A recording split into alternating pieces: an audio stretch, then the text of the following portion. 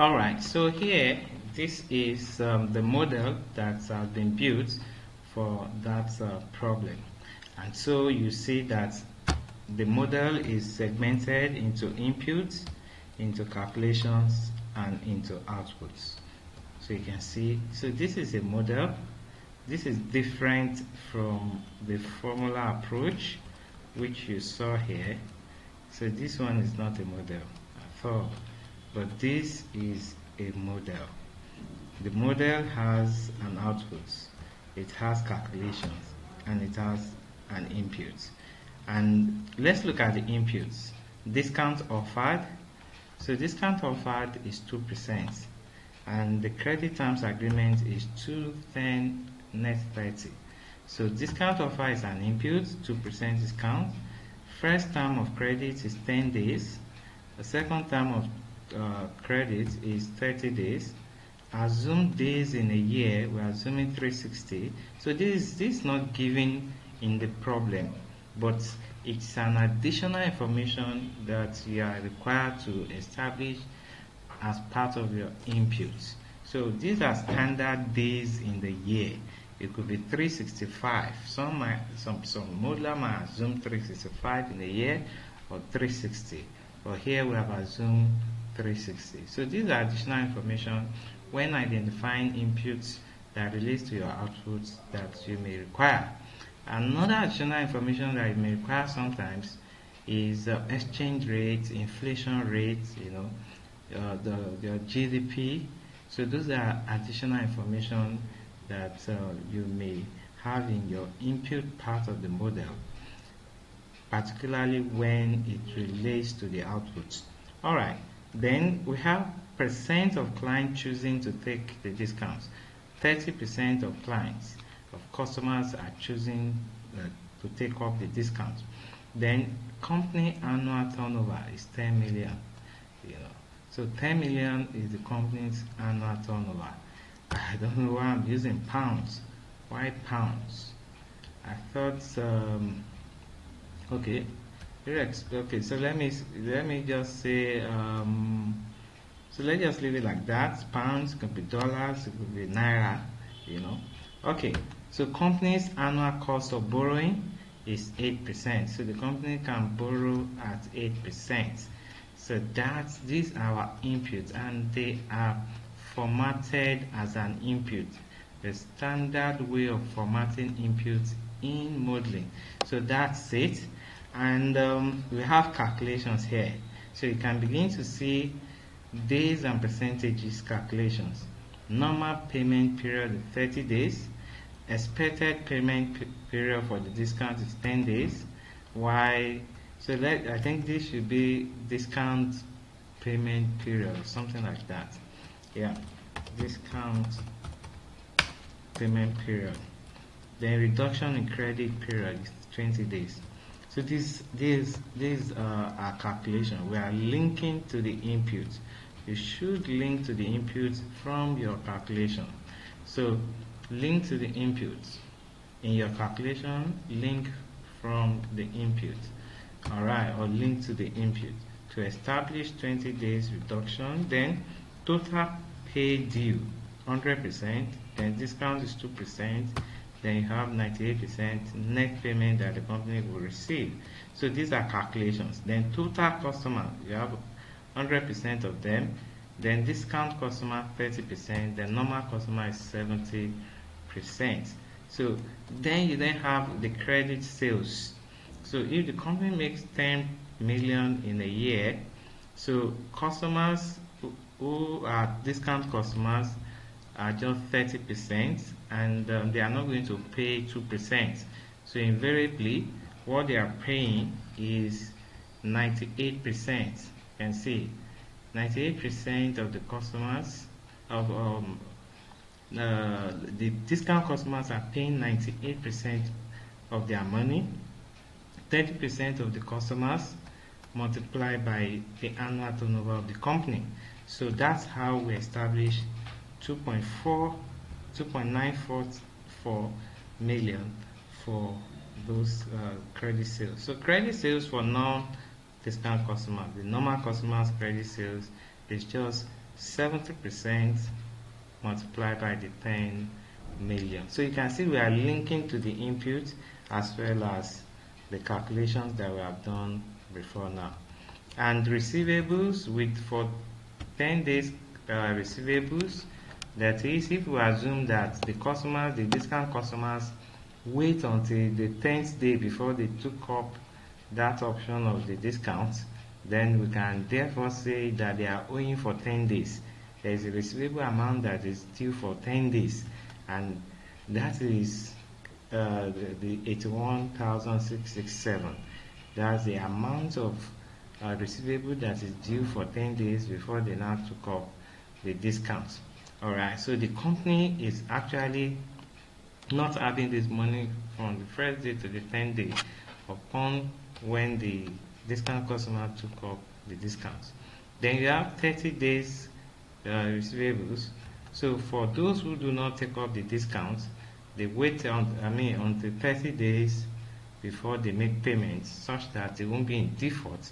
So this is the amount of receivable that is due for 30 days. And so the total receivable that the company is not receiving for the 10 days and the 30 days is 665,000. Alright, so these are calculations that have been done. So you can see we are linking to the credit sales 2.9. Then we are also linking to discount days, payment period of 10 days, and we are linking to 360 in the year, So sorry about that. So that's it. That's how to build a model. You link to your calculations and to your inputs. Alright, so under the cost of funding, so we have 10 days receivables and 30 days receivables. But then, this is where we are driving at, the outputs. The outputs for the effective annual rate, we can either use the simple interest or the compound interest, and you see the figures as they are.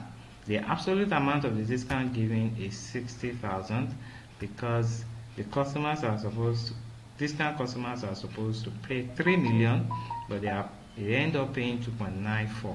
So the 60,000 out of it is the amount of absolute amount that is given as discount. So that's the cost of the discount, 60,000. Then the funding impact of the credit period. Funding impact. So the company will need to go look elsewhere for this receivable to borrow this money. These receivables, 81, 67, and 583.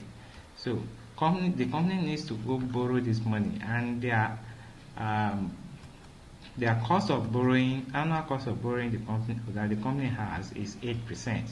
So if the company borrow that fund of receivable at 8%, the company will have this interest costs, this cost of funding for this. So here the cost of funding is this and this. So this is how, so if you look at this as well, the receivable and the cost of borrowing, 8%. So all these have been linked. This is how to build a model.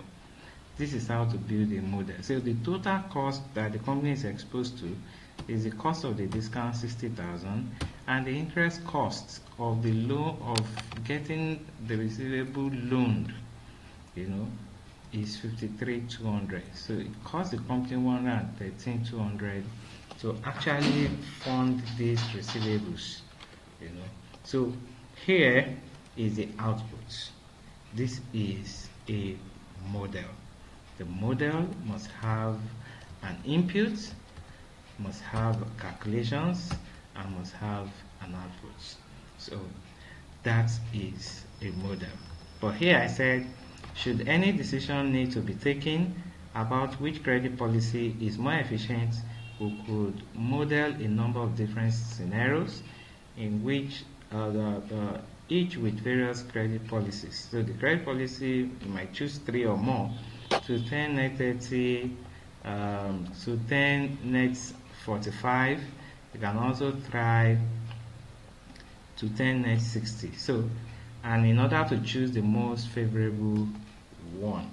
Alright, so if you look at this one, I've built a scenario here. So we have this scenario, and this scenario, the three scenarios. Then we have our active case here. So, and I've built a drop down here that when I choose 30 appears here. And so the output changes as we make our choice from this drop down. 40, let's say 60, you see 159 is the total cost the company is exposed to. 45 days, you see that. 30 days, you see it changing. So this is what you can do in your model. You can build scenarios into your model, or you build in sensitivity. So this is another part of modeling that is used for decision making. You can build scenarios like this where you will be sensitizing discount rates against percentage of discount customers. So, and then you'll be able to see your output here, the total cost of funding that the company is exposed to. If the company's if the discount rate is 2%, you see it, company is giving 2% discount rate to its customers. Number of customers that pick it up is 30% of them. So you see that the company cost is 113,200. So the company can look at giving a lower discount rate to them, to customers, and looking that more people will take up that discount such that it can reduce its total cost. So that's one of it. So this is a good thing that the company can look at in order to make such a decision. So this is how to build a model that is good for decision making. So that is how to define input and output of a simple financial model. And so that's that. See you.